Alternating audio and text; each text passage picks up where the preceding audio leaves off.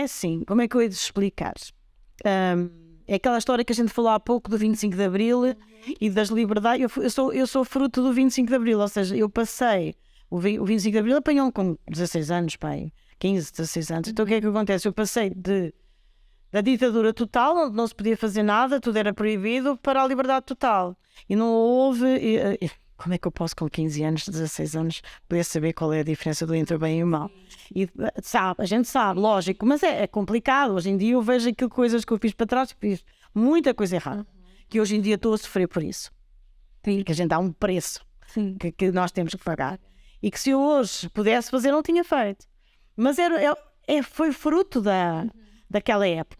E infelizmente os nossos pais naquela altura passaram os bons valores, mas não souberam lidar com essa situação.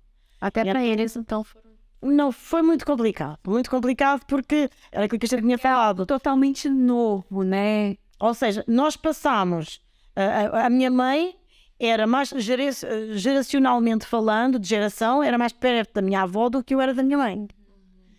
Porque havia um choque muito grande de gerações. E os meus pais era tudo não, e não explicavam porque é que é não. E hoje em dia tem que se explicar porque é que é não. Para que nós entendamos e não façamos as mesmas erros que fizemos, que eu fiz. É aquilo que nós tínhamos falado. Eu tenho 4 sobrinhas, eu sou incapaz de ver elas estarem a fazer uma coisa errada e não falar. Eu não consigo. Até outras pessoas, filhos de amigas minhas, eu tenho que falar.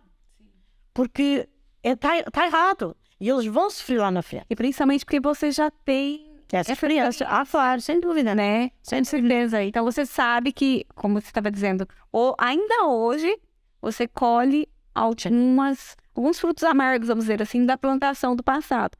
Então você sabe por experiência própria. Sem dúvida. E como você vai ver alguém fazendo isso, então vai cair na frente, não vai. Né? Sem dúvida. Pelo menos para depois dizer, há uma expressão em inglês muito engraçada que diz assim, I told you so. Ou seja, eu disse-te, avisei-te. Então, acho que isso é muito importante. Eu vejo aqueles amigos da juventude que eu tinha e que hoje em dia estou afastada deles, mas eu às vezes vejo-os nas redes sociais ou encontro-os em Almada, eles continuam na mesma coisa que eu era antes. Ainda. E uma das coisas boas que eu acho que Deus fez foi Deus quis me tirar daquele ambiente. Daí eu ter conhecido o Marcos, que era uma pessoa que estava fora completamente.